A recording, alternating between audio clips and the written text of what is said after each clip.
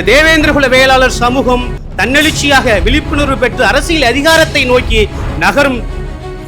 நகர்ந்து கொண்டிருப்பதை ஏற்கனவே அதிகாரத்தில் இருப்பவர்களால் தாங்கிக் கொள்ள முடியவில்லை, ஏற்றுக்கொள்ள முடியவில்லை. நீங்கள் உதாரணத்திற்கு ஒரு விஷயத்தை நீங்கள் உணர்ந்து கொள்ள வேண்டும், உள்வாங்கிக் கொள்ள வேண்டும்.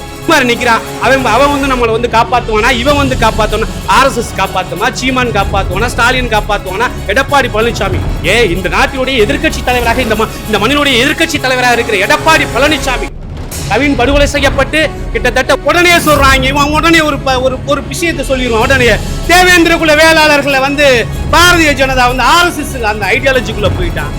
RSS ஐடியாலஜிக்கெல்லாம் தேவேந்திரகுல வேளாளர்களை எவனால இது பண்ண முடியாது. அது புரோக்கர் தெரிவா.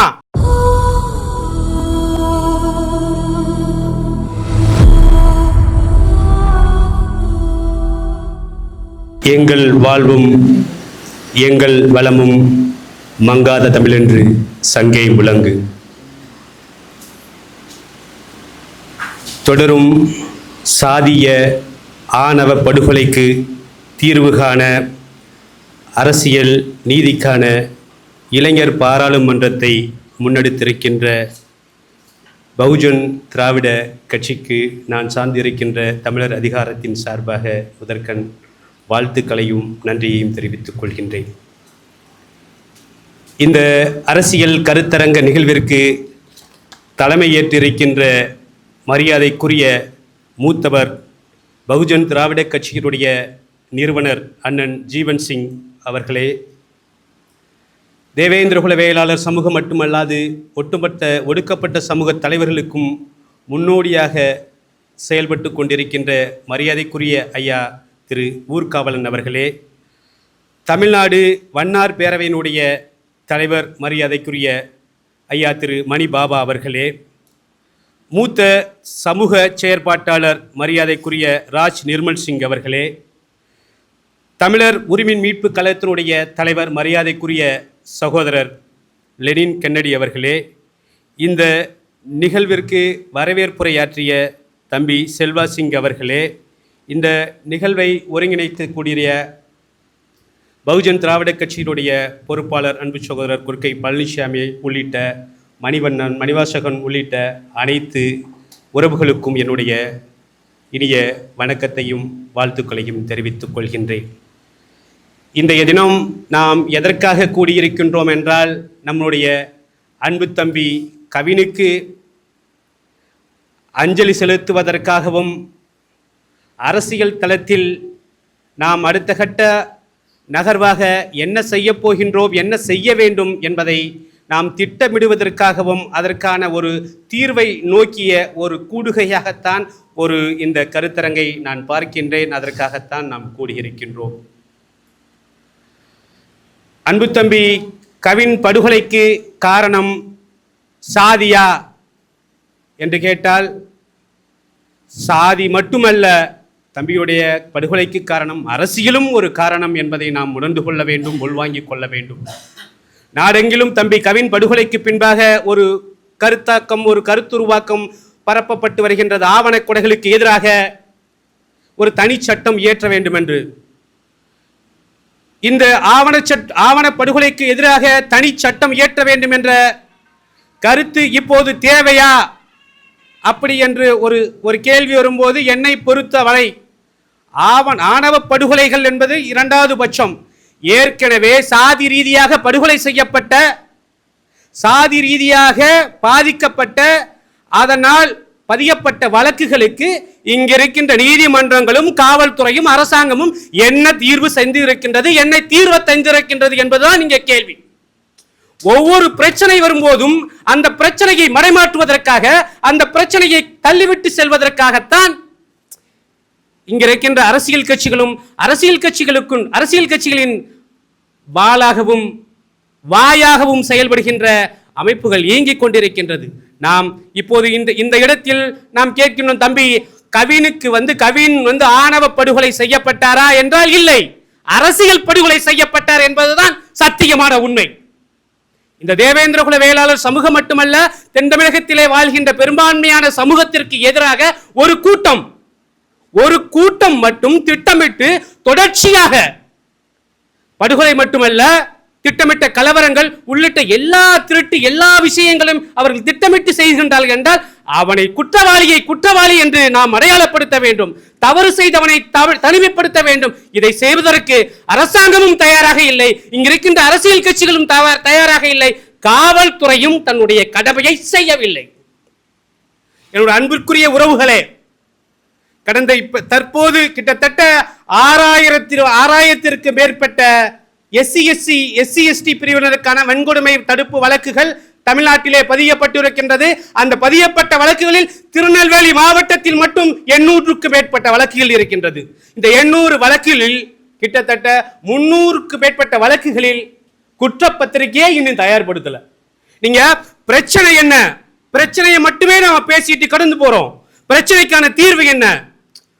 முன்னாடி பிசிஆர் குடியுரிமை பாதுகாப்பு சட்டம் இருந்துச்சு, மறுபடியும் இப்ப SC/ST வன்கொடுமை தடுப்பு சட்டம் இருக்கு. குடியுரிமை பாதுகாப்பு சட்டத்தின்படி எத்தனை பேருக்கு நீ இந்த தமிழ்நாடு அரசாங்கம், தமிழ்நாடு காவல்துறை எத்தனை பேருக்கு தண்டனை வாங்கி கொடுத்த?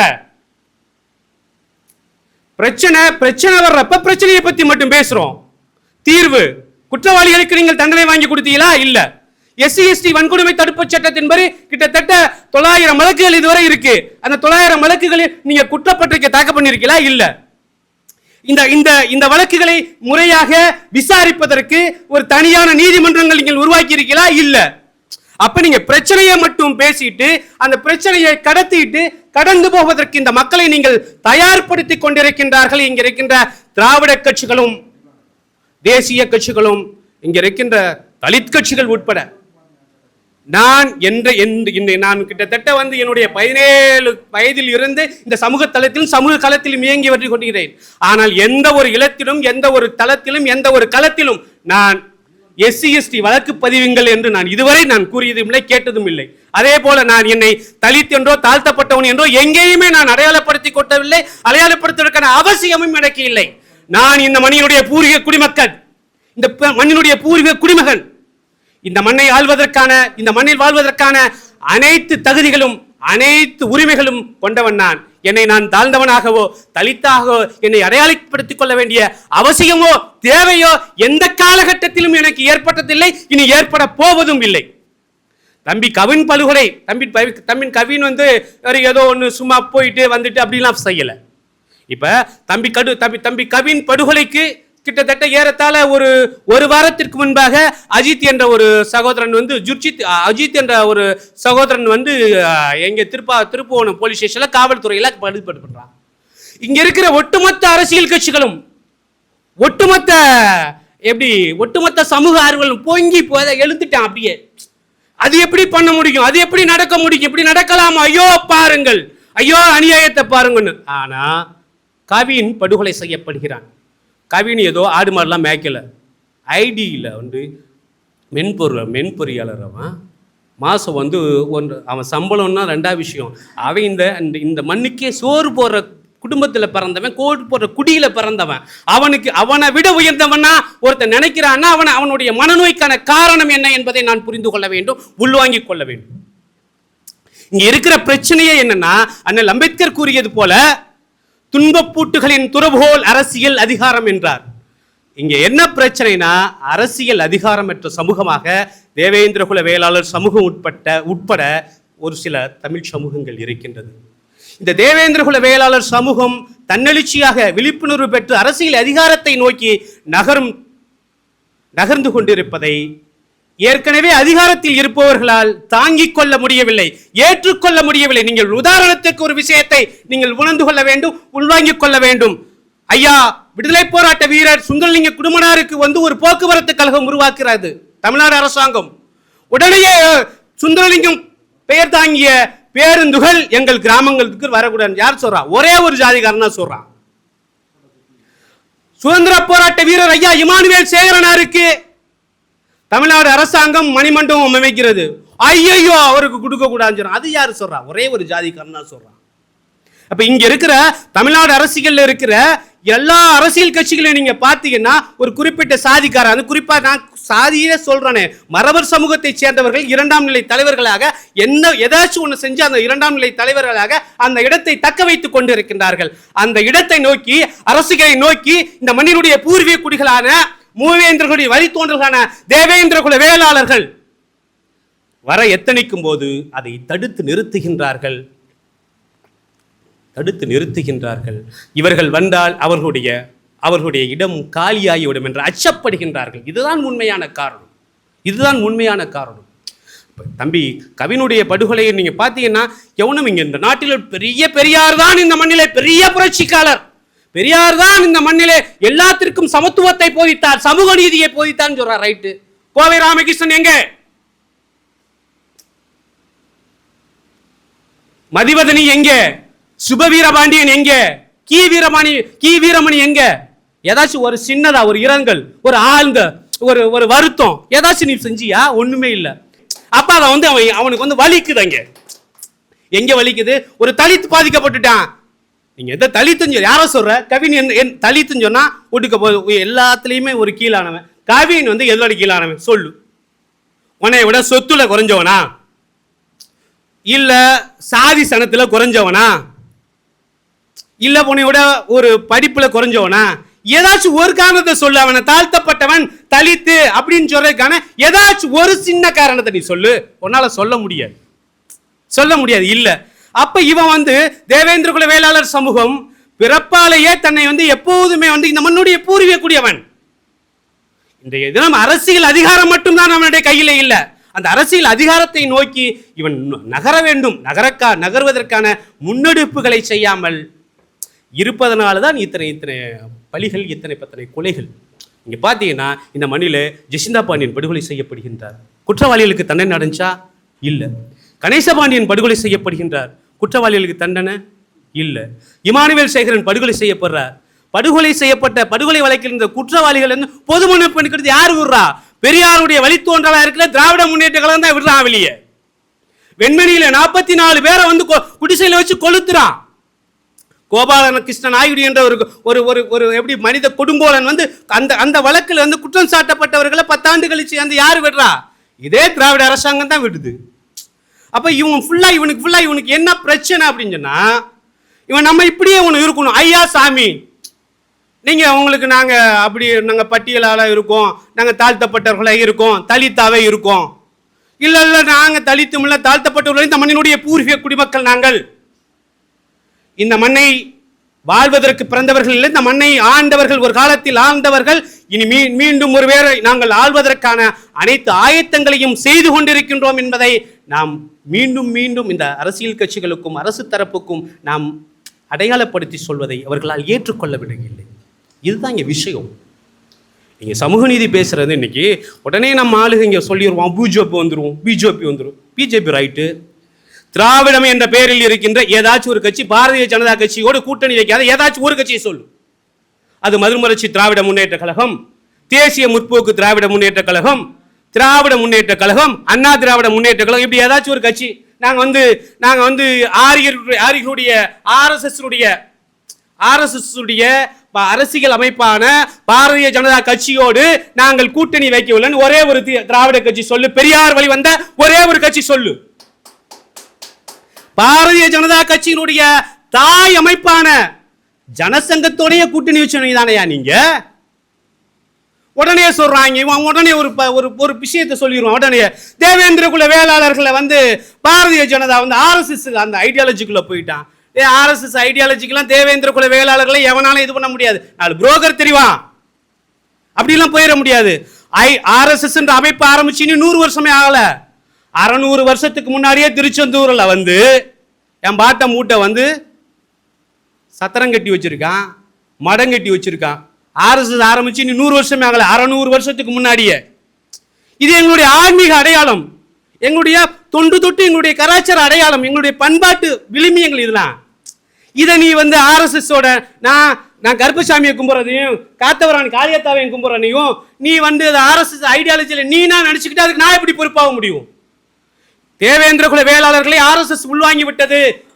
இந்துத்துவா அந்த இந்து தேசியம் என்ற கருத்தாக்கத்துக்குள் தேவேந்திர குல வேளாளர்கள் விழுந்து விட்டார் அப்படி சொல்லியிருக்கா. ரைட்டு. ஓவியா அம்மா சொல்லுது ரைட்டு. நாங்க ஆர்எஸ்எஸ் உடைய வலையில் விழுந்து விட்டோம். மரியாதைக்குரிய தமிழ்நாட்டுடைய முதலமைச்சராக இருக்கின்ற கருணாநிதியுடைய மகன் மு.க. ஸ்டாலினுடைய மனைவி துர்கா யாருடைய வலையில் விழுந்திருக்கு அதை சொல்லு. திராவிட முன்னேற்ற கழகத்துடைய பொதுச் செயலாளர் இருக்கக்கூடிய துரைமுருகன் அது எந்த கலையில் விழுந்திருக்கு அதை சொல்லுங்க. உங்களுக்கு என்னையா பிரச்சனை அதை சொல்லு. நீ ஆர்எஸ்எஸ் பத்தி பேசுனா பேசுவோம். ஆர்எஸ்எஸ் பத்தி தமிழ்நாட்டுக்குள்ள ஆர்எஸ்எஸ் பத்தி இப்ப ஆர்எஸ்எஸ் ஐடியாலஜி வந்து பின்னாடி தான் தேவேந்திர குல வேளாளர் சமூகத்துடைய போர்க்குணம் மழுங்கடிக்கப்பட்டது என்ற உண்மை எனக்கு தெரியும். அது எங்களுக்கு தெரியும். அதெல்லாம் எதிர்த்து தான் நாங்க போராடி நிக்கிறோம். ஆர்எஸ்எஸ் எதிர்த்து நான் போராடுறேன். அண்ணன் ஜீவன் சிங் போராடுறாரு, ஊர்காவலன் போராடுறாரு, நிர்மல் போராடுறாரு. நீ என்னடா பண்ற? நீ தானே அவனை வந்து முறவாசல் செஞ்சு வீட்டுக்குள்ள கூட்டு வந்தவனே நீ தானடா? சொல்லு, நீ கூட்டு வரல. ஆர்எஸ்எஸ் பிஜேபி இங்க இந்த தமிழ்நாட்டுக்குள்ள வந்து பிஜேபியை வந்து கூட்டு வந்தவன் யாரு? திராவிட முன்னேற்ற கழகம், அண்ணா திராவிட முன்னேற்ற கழகம் இல்லையா? நீ கூட்டி கொண்டாந்து இங்க விட்டுட்டு அவன் போல இப்ப குழப்பம் பண்ணிக்கிட்டு கிடக்கான். எல்லா ஊர்லயும் குழப்பம் பண்றான். இங்க இன்னும் கூடுதலா சொல்ல போனா நிறைய விஷயங்கள் சொன்னா சங்கடம். சொல்லலாமா வேணாமான்னு கூட எனக்கு தீர்த்து. ஒரு பெரிய ஒரு பெரிய ஜடத்திரல் கொண்ட ஒரு சமூகம் தேவேந்திர குல வேளாளர் சமூகம் தொடர்ச்சியா படுகொலை செய்யப்படுறான் தூத்துக்குடி, திருநெல்வேலி மட்டும். இதுக்கான காரணம் என்னன்னு தெரியுமா?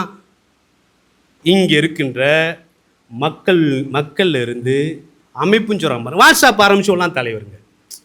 திருநெல்வேலியில் இப்போ சுதந்திரத்துக்கு பின்னாடி ஒரு விஷயத்தை கேட்குறேன். சுதந்திரத்துக்கு பின்னாடி ஒரு வேலைக்கு போயிட்டு வந்தவன் ஒரு பையனுடைய தலையில் மோத்திரம் போடுறாங்க. அவனை கேள்வி கேட்கறதுக்கு ஆள் இல்லைங்க. ஆனால் வாட்ஸ்அப் குரூப் ஆரம்பிச்சவங்களா தலைவர், ரீல்ஸ் போட்டவங்களா தலைவர், இன்ஸ்டாக்கில் இருக்கிற தலைவர் ஊருக்கு போய் நாங்கள் அப்படி இப்படி. இங்கே என்ன செய்கிற நீ? ஓ ஊரில் தலையில் மோத்திரம் போடுறான்ல, நீ என்ன செஞ்ச? என்ன செய்யணும்? மாசத்துக்கு 4 கொலை நடக்குது. எந்த கொலைக்கு நீ வந்து தீர்வு தேடி கொண்டு என்ன நீங்க எதை நோக்கி நகரிய? நீ தலைவர் அமைப்பு அப்படின்னா நீ முதல்ல நம்மை சுய பரிசோதனை செய்து கொள்ள வேண்டும். நம்மிடம் இருக்கின்ற தவறு என்ன என்பதை நாம் உள்வாங்கிக் கொள்ள வேண்டும், உணர்ந்து கொள்ள வேண்டும். நம்மை திருத்திக் கொள்ளாமல் எதற்கெடுத்தாலும் அடுத்தவனை கைகாட்டி விட்டு நாம் நகர்ந்து செல்வதால் தொடர்ந்து நமக்கு பாதிப்புகள் வந்து கொண்டேதான் இருக்கும். எனக்கு தெரிஞ்சே தூத்துக்குடி, திருநெல்வேலியில் மட்டும் ஒரு 15-20 தலைவர் இருக்கும். 20 தலைவர் இருக்கும்ல. நீங்க கவின் படுகொலைக்கு இந்த 20 தலைவர்களும் இணைஞ்சு நின்று ஒரு இடத்துல ஒரு போராட்டம் பண்ணதுல உங்களுக்கு என்ன சிக்கல்? பண்ணியிருக்கணும்ல. முத்துமணவன் ஒரு தம்பி வந்து சிறைச்சாலைக்குள்ள வச்சு படுகொலை செய்யப்படுறான். நீங்க என்ன பண்றீங்க? அவன் என்ன பண்றான்?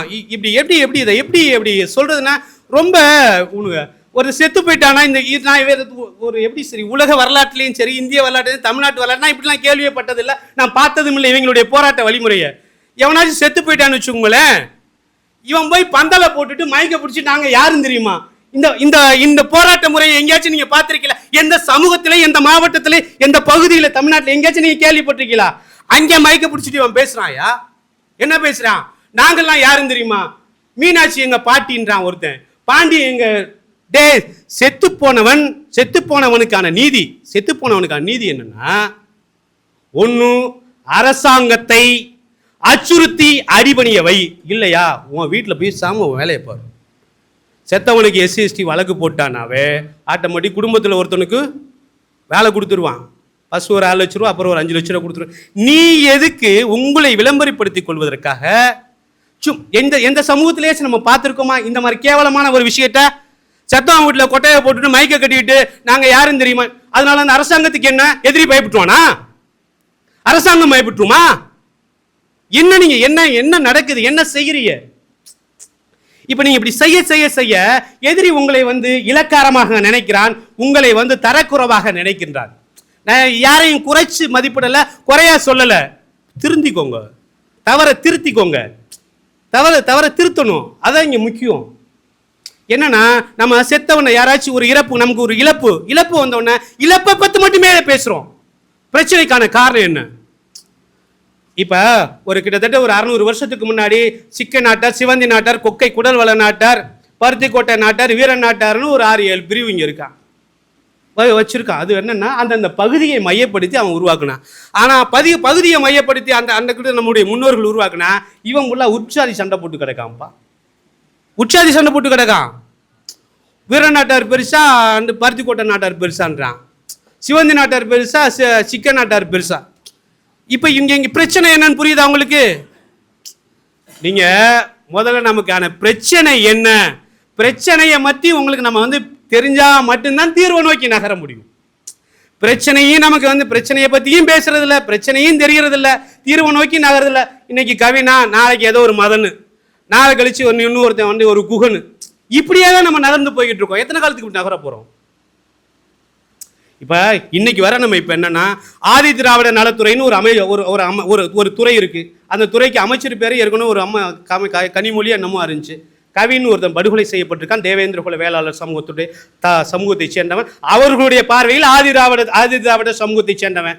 அந்த அம்மா என்ன பண்ணியிருக்கு?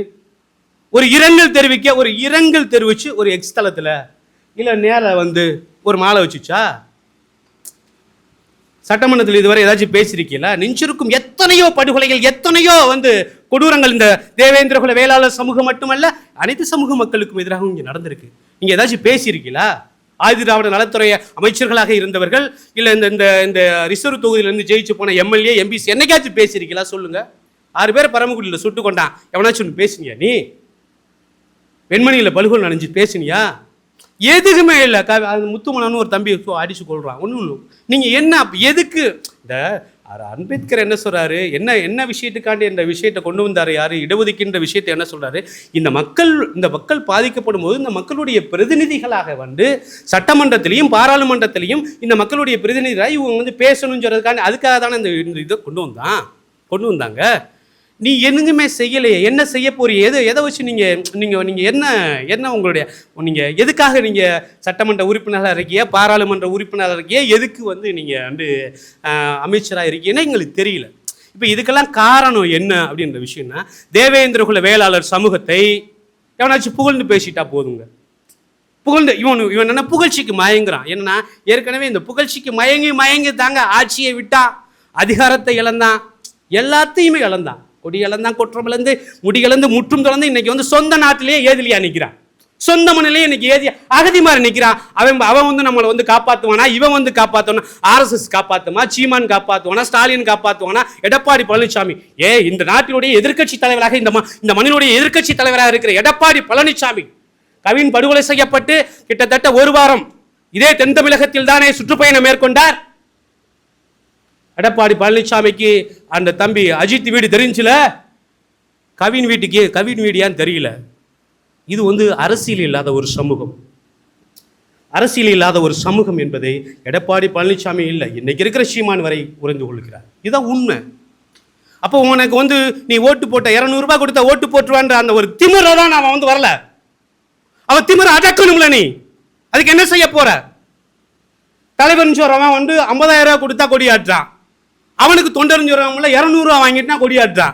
அப்ப நீ இவனுக்கு வந்து 50,000 ரூபாய் கொடுத்தா போதும், அவன் தொண்டர்களுக்கு 200 ரூபாய் கொடுத்தா போதும். அந்த இருமாப்பு தானே அவன் வந்து கவினுடைய படுகொலைக்கு ஒரு இரங்கலோ ஒரு எப்படி சொல்றது, ஒரு இடங்களோ நேரில் வந்து ஒரு வருத்தமோ தெரிவிக்கலைன்னா அவன் இந்த நாட்டினுடைய எதிர்க்கட்சி தலைவருங்க. நீ என்ன மாற்றத்தை புடிங்கிற போற? நீ என்ன புதிங்கிற போற? அதுக்கடுத்து வந்து நாங்கள் தான் மாற்றம், இந்த திராவிட கட்சிகளுக்கு மாற்றாக இருக்கக்கூடிய நாங்கள்லாம் பாரதிய ஜனதா கட்சி தான் மாற்றாக இருக்க போனால், தென் தமிழகத்தில் குறிப்பாக திருநெல்வேலியை சேர்ந்தவர் தான் இன்னைக்கு பாரதிய ஜனதா கட்சியுடைய மாநில தலைவராக நயினா நாகேந்திரன் இருக்காரு. நயினா நாகேந்திரன் தொகுதிக்கு உட்பட்ட பகுதியில் தான் அவர் இப்போ எம்எல்ஏ ஆவார், சட்டமன்ற உறுப்பினராக இருக்கின்ற பகுதியில் தான் நிறைய கொலை நடக்குது. நீ எத்தனை போராட்டம் பண்ண? நீ பண்ணணும்ல. அரசியலுக்காகவாச்சும் நீ இந்த மக்களுக்காக நீ பேசணும்ல. என்ன பேசியிருக்க நீ? அப்ப இந்த மக்களை வந்து நீங்க ஒரு மூடர்களா நினைக்கிறியா, ஒரு முட்டா பயல்களா நினைக்கிறியா, ஒரு வாக்கு போடும் கூட்டமா இவங்க வந்து ஒரு எதுவுமே இல்லாம. அதே தான் இப்ப என்ன சொல்றதுன்னா, வாட்ஸ்அப் ஆரம்பிச்சோம் அவன் ஒரு தலைவர், இன்ஸ்டால ரீல் போட்டா அவன் ஒரு தலைவர். என்னடான்னு கேட்டா இன்னும் எப்படி சொல்றதுன்னு எனக்கு தெரியல. இதை சொல்றதா வெக்கமா இருக்கு எனக்கு. ஒரு வாட்ஸ்அப் குரூப் ஆரம்பிச்சுட்டு ஒரு தலைவர்னு சொல்றான். அவன் என்னன்னு கேட்டா, தேவேந்திர குல வேளாளருக்கு 24% இடஒதுக்கீடு வேணும்னு சொல்றான். இங்க இருக்கிறதே 59% தான்டா, எப்படா அப்படி 24 சொல்ல? இல்ல நாம தான் இங்க பெரிய ஜாதி, நமக்கு கொடுத்துட்டு போதான். அப்ப இப்படிதான்டா இப்படிதான்டா உங்களை மதிப்பான், இப்படிதான் உங்களை பார்ப்பான். காலத்துக்கும் வீர வணக்கமும் இரங்கல் கூட்டமுமே இப்படியே நடத்திட்டு இனி 10-20 வருஷம் இருப்போம். அப்படி நாங்களும் மண்டாய போறோம். எங்களுக்கு பின்னாடி நாங்களாச்சும் பேசுறோம், ஏதோ எங்களுக்கு தெரிஞ்ச அரசியலாச்சும் பேசுறோம். எங்களுக்கு பின்னாடி வரோம், அதுவும் பேசுவானா பேச மாட்டானான்னு தெரியல. அது வீர வணக்க வால்போஸ்ட் கூட ஒட்டுவானா ஒட்ட மாட்டான்னு கூட அதுவும் தெரியல. இப்படிதான் இந்த சமூகத்துடைய நிலை இருக்கு. அதனால் தம்பி கவின் படுகொலையை ஒரு நம்ம கவின் படுகொலையை நம்ம எப்படி எடுத்துக்கிறோம்னு சொன்னால், தேவேந்திர குல வேளாளர் சமூகத்தினுடைய ஒரு ஒற்றுமைக்கான ஒரு விதையாக தம்பியினுடைய இறப்பை நாம் எடுத்துக்கொண்டு, இனிவரும் காலங்களில் கவின் படுகொலை என்பது இறுதியாக இருக்கட்டும், இனிவரும் காலங்களில் இது போன்ற கொலைகள் நடைபெறாமல் இருப்பதற்கு தேவேந்திர குல வேளாளர் சமூகம் ஒற்றுமையாக இருக்க வேண்டும். எந்த ஒரு எதிர்ப்பையும் எந்த ஒரு எதிரியையும் ஓரணியில் நின்று நாம் எதிர்கொள்ள வேண்டும். இந்த அரசியல் தளத்திலும் சமூக தளத்திலும் எந்த எதிரியையும் எந்த நேரத்திலும் எந்த களத்திலும் நாம் வென்றாக வேண்டிய கட்டாயத்தில் இருக்கின்றோம் என்று தெரிவித்துக்கொண்டு, இந்த இனிய நிகழ்வை ஒருங்கிணைத்த பகுஜன் திராவிட கட்சிக்கு என்னுடைய மனமார்ந்த நன்றியும் வாழ்த்து விடைபெறுகிறேன். நன்றி.